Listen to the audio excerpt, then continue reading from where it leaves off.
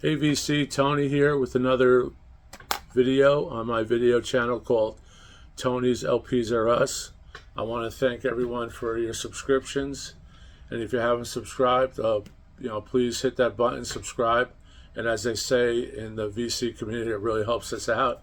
It helps the algorithm, which who knows what an algorithm really is on YouTube.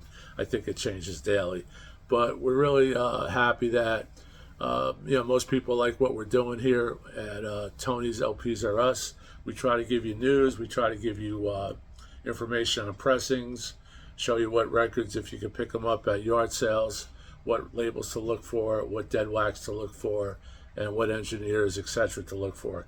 And that's where I'm going to lead up to this one. This is a record label that was produced in the late 50s, 59 to maybe 66 or 67, when it was bought out by a larger label. But that's Command Records. Now, Command Records was originated and produced by Enoch Light. His first name is spelled Enoch. And Enoch was a virtuoso violinist, a maestro of orchestras, and he had the ear of like a hound dog or a Doberman pinscher. He could hear so well, and he could articulate that onto a record. And how he did that was he first of all hired the who became famous, Robert Fine. Robert Fine was a recording engineer for Command when it started, and he went on to Mercury Records, as you know, and now Chad Kassem of Analog Productions Acoustic Sounds has bought some of those tapes from Mercury, and he's actually doing some really nice work with those on reel-to-reel and his analog series, high fidelity LPs. He's friends with Robert Fine's son, and I was able to meet Robert Fine's son at one of the audio shows a few years back when I met Chad, and they talked about some of the records that they were proposing in a little test room that they had set up. So it was Chad and Robert Fine's Jr. I'm not sure if it's Robert Fine Jr., but it's Robert Fine's son, and I got to talk to them a little bit in New York, which was cool. But Enoch, getting back to Enoch, he actually started out with a record label out of Harrison, New Jersey, which is close to Newark, New Jersey, and maybe 10 minutes from New York City over the bridge. And that was a Grand Records, and that was in 1955. But in 1959, he started Command Records. And this is the first recording, Command Records. This is actually, as you can see from the cover, a stereo check record. And this is a stereo test record. And inside it gives you great detail on, when you play this record, what you should listen for to see if your turntable and your amp are actually set up correctly, your speakers are in phase and things like that. I'm going to go over real quick the tracks so you can talk about that. But another coup that Enoch, like I said, Enoch was a genius. So it's not who you may be, it's who you put around you that make you successful. It's not just one person that makes something great. It's the company, it's your colleagues, it's the surroundings. He actually got together with George Piros, the great mastering engineer, who went on to master some of the greatest sounding records for Atlantic when he left Command. But he was with Command from probably 59 to 68, I believe, when he went to work with Atlantic. So that's George Piros. And what we're going to do is we're going to do a little channel segment on his work separately. But he's on all these records. He cut these records. He actually, they talk about what lathes they use, and he actually mastered them. So it was engineered by Robert Fine and mastered and cut by George Piros or Piros. I hope I'm not pronouncing that incorrectly. There's not a lot on these guys on Wikipedia. There's not a lot on them. I'm sure there is if you dig deep, but we all know what the sound that they created. So here's the first record on Command. Now these Command records, They're recorded on 35 millimeter film tape, so it's a much wider tape, and Enoch was able to get more tracks on these tapes than conventional quarter-inch or half-inch Ampex recording magnetic tape. So he was a pioneer in that regard, and the sound really comes out. The sound is so wide and so clear, and air in between the instruments. He actually, Enoch here as a producer, actually kind of invented this thing called ping pong stereo. Stereo was very new at the time. So since stereo was very new at the time, Enoch was able to capitalize on that thrust of great sound coming out of these, Motorola sets, these cabinet stereos or whatever, portable stereos at the time. So he was able to bring that high fidelity to people who were really dying to hear the correct sound rather than just a mono record. He actually went into the stereo and he went big time. When you put these records on, you hear something that runs away with conventional records of the day, and even conventional records of the 60s, 70s, and 80s. I think that they're just so well done. He used top-notch musicians. I'll talk about some of the musicians. But we'll talk about the first record, which is a great check record. And what this does is this will show you if your equipment is properly phased, if your equipment, if your amplifier is balanced, if your speakers are in the right position, if they're picking up the right sound, if they're not overworking or underworking in certain areas. He also was an innovator in the jacket. He was a real pioneer in what they now call a gatefold. He put all the information on a gatefold. And there wasn't many rock records that had gatefolds until probably Sgt. Pepper's and that era, 66, 67, and then later on. But great records, probably listed for $398, $498, 1959, which means these records sold for a few bucks at stores. And what he did was he actually started out with just a few records and probably went door to door to sell them. He actually started going to stores that sold audio equipment. Stereo were new, turntables were new. So he went to them, and when they bought their records, they seemed to know that this makes my equipment sound better. This record makes any system sound better. So later on, during audio shows, what you would see in the early 60s was basically Command records were being played to demonstrate the sound quality of these particular systems that were being sold. So here we have the first record, Stereo Checkout, and this has one side which is music instructions, or one side which is test instructions. So here we have side one, and these were narrated by Charles Stark, who, when you hear his voice, you're going to say, I think I've heard this person before. He was a radio announcer, world-renowned, great voice, just so clear. I wish I could speak anywhere near the quality of Charles Stark, and he narrated this particular record for Command. So Enoch used the best, and it really paid off. I'm going to go into some of the artists that were on Enoch's label, Command Records, in a minute. But this is just it. Side one, stereo balance check. That's test one. Test two, left and right channel check. Test three, volume reference check. Test four, frequency run check. Test five, output balance check. Test six, flutter or wow check. Check seven, phasing check. Check eight, test eight, acoustical check. And test nine, rumble check. And there's a whole article on just this one record on Wikipedia, so you can go into that. And then on side 2, he has music that demonstrates some of the things that you checked out as far as acoustic and electric equipment, electric instruments such as the jazz electric guitar, and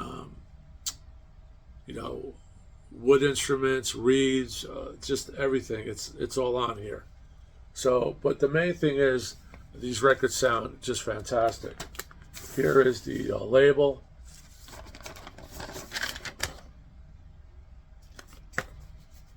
They also did a test record specifically for Motorola products, and that's the Command test record here. Has the typical gatefold with the dynamics, what to look for in the song, great covers. That's another thing. His covers were innovative. They were actually works of art. One of the famous artists who did his covers was Joseph Albers, a German artist who came to America in the early 19th century. He was born in 1888, as was Enoch, was around the same time. He was an abstract minimalist, and his artwork was produced from the covers from 59 to 61. And then later on, other artists of that type of avant-garde kind of followed with Joseph's Albers imagery. So I'll go over that with the photos. Here is a great one with Doc Severinsen. These records just sound fantastic. Here's an inner, an original inner. It shows the many records. They did classical, they did Spanish, Latin, foreign music, and like I said, there's even a Count Basie record that I have. I'm really happy to have that one.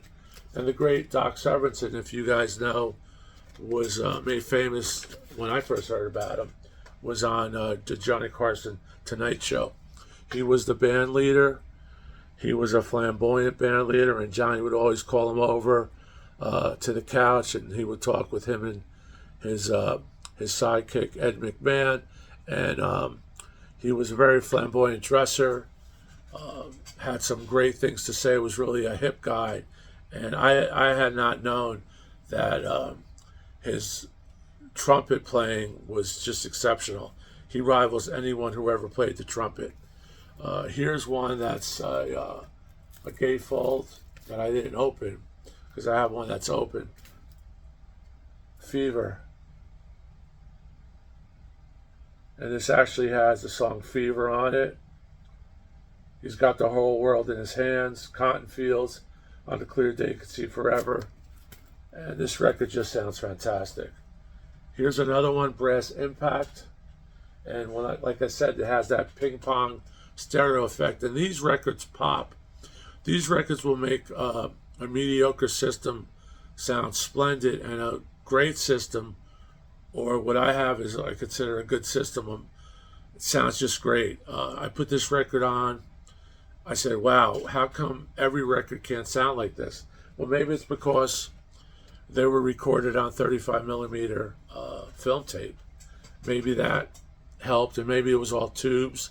And on each one, which I'll read at the end, has actually the technical information on how these records were cut. And they were all cut by George Piros. The mono records, he cut the stereo records. I believe the mono records were cut by John Johnson, who cut the mono for them. But just amazing. And George Piros went on to do the Allman Brothers at the Fillmore East. He went on to do things for Atlantic, like Main Course, which is a great Bee Gees record. So I'll be talking about that in a future episode. But here's this Basie record. I believe Basie only did one record for them. And this is all show tunes. And you can see the show tunes there. And has what to look for. Just for instance, what to hear rather. Just for instance,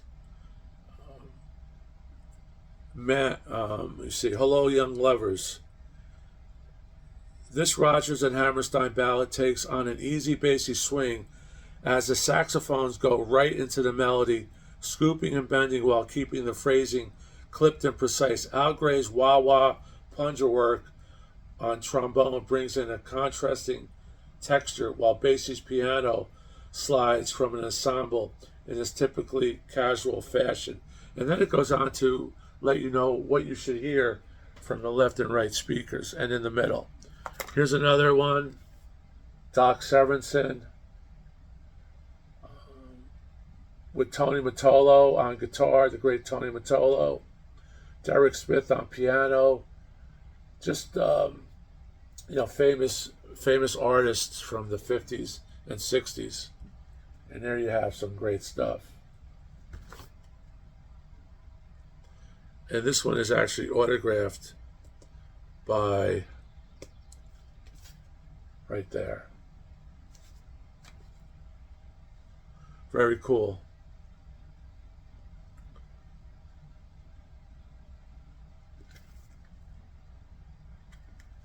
See that there? Here's a later pressing when they went to this Command series was picked up by ABC Records, and they kind of started to cheat.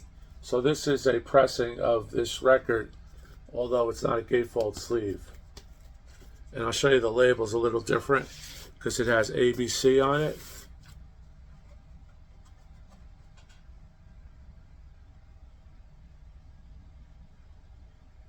ABC Command. I'm not certain if the sound quality is equal to what we learned and loved from Command, the original Command. I haven't done an A/B on that, but that's the gatefold. And this art cover is from Neil Fujita, similar to Albert's artwork. Here's another Doc Severinsen, another gatefold. Tells you what to listen for. He started out as a, like I said, ping pong stereo, and these were the first issues. This was persuasive percussion, and these would bounce all over the place.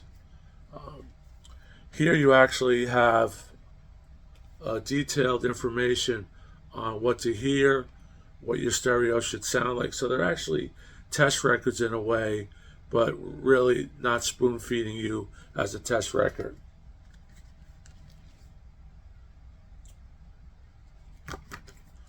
Persuasive Percussion Volume 2, and this is what put Command Records on the map, these persuasive percussion volumes.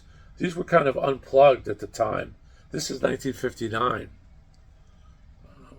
So, same people, Tony Mottola, Mo Wessler, Terry Snyder, who plays samba. This was very cool. Here's another one, Volume 3, with the same artists.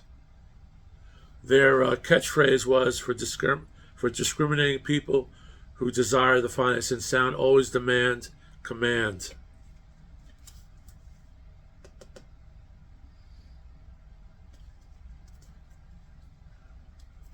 Great artwork. This is by Albers. Here's another, Volume 3, different cover, 1960.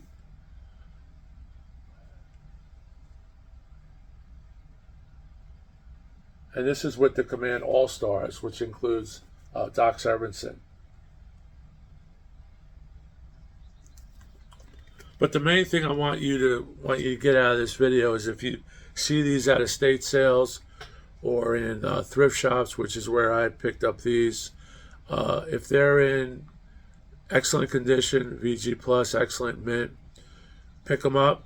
These are usually in near mint condition because they were handled by adults. They were handled by, at the time, there wasn't probably a term, but they were audiophiles. And I know for a fact, because I found some of these, they were actually have notes inside that. They play the record and recorded onto a reel-to-reel. That's just, they took care of these records. They weren't brought to parties, but when you put these records on, you could see a room full of people dancing to that 40s, 50s eras of close dancing. These records sound amazing. They're just incredible records.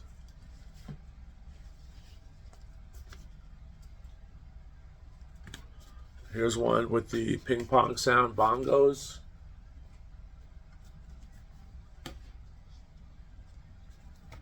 Pertinent percussion cha-chas. This cover is by Jerry Olin, which is the abstract cover as well. Reeds and percussion. This is really a good sounding one because it has a lot of reed instruments highlighted. Tony Mottola again on electric jazz guitar. Just great stuff.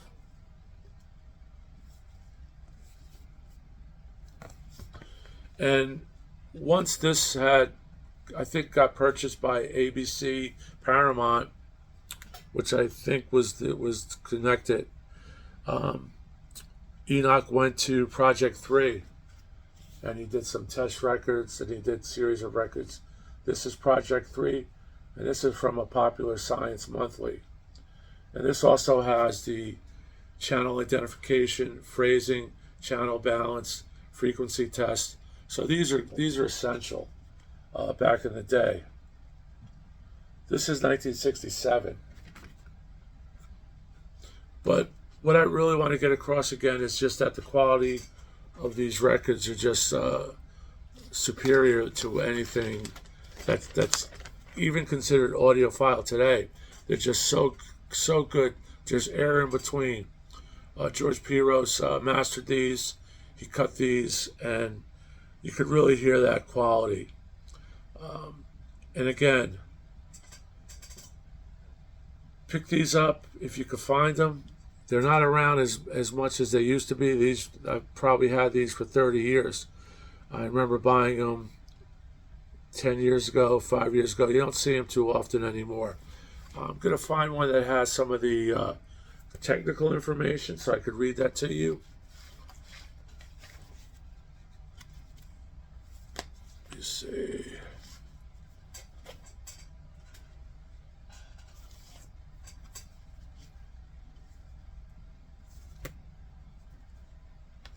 Technical information just for you audiophiles out there. This record is an example of the finest quality sound fidelity that can be achieved from a multiple microphone pickup. He also initiated, or he was an advocate for multi-place microphones. He used Telefunken, some of the best microphones of the day. From the origin of the sound to a large acoustically perfect studio, to the editing and re-recording, to the final pressing of the record, only the finest equipment is used. Some of the microphones represented are the best that are available.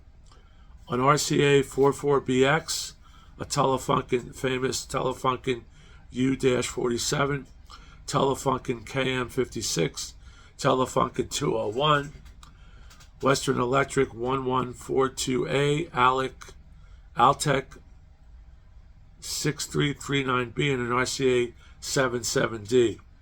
The reason for the multiplicity of these microphones types is to assure the optimum instrumental sound will be reproduced by the use of the microphones whose characteristics are most complementary to that particular instrument. So we would match these up.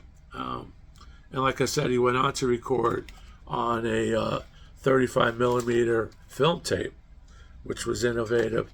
And then I guess later on, when the record company was bought out, I think that kind of faded away. That had to be very expensive, and they needed probably different tape machines, obviously, to do that. But you could read about this online. I just wanted to turn people on to Command Records, Enoch Slate's great company. If you could find them, pick them up. I want to hear what you have to say about these. I'm sure a lot of folks out there have them. I checked online. They're still out there in the the web, eBay, things like that. But if you see them in the wild, record stores have them. They're bargain records. So they're really well worth it. You may not like the music. The music is 50s, but it's jazzy, and especially the Severinsons and the Count Basies. That is pure jazz. Count Basie's orchestra and band rocked. Sinatra couldn't wait to record with Basie, and you could hear that when you play this record. If you don't have Count Basie, played with everybody. Bennett, Sinatra, Ellington, just the world was his. The great Count Basie from Kansas City. So keep rocking. I hope you enjoy this little segment. Let me know what you think. And that's it. It's just outstanding sounds. Take care. See you later.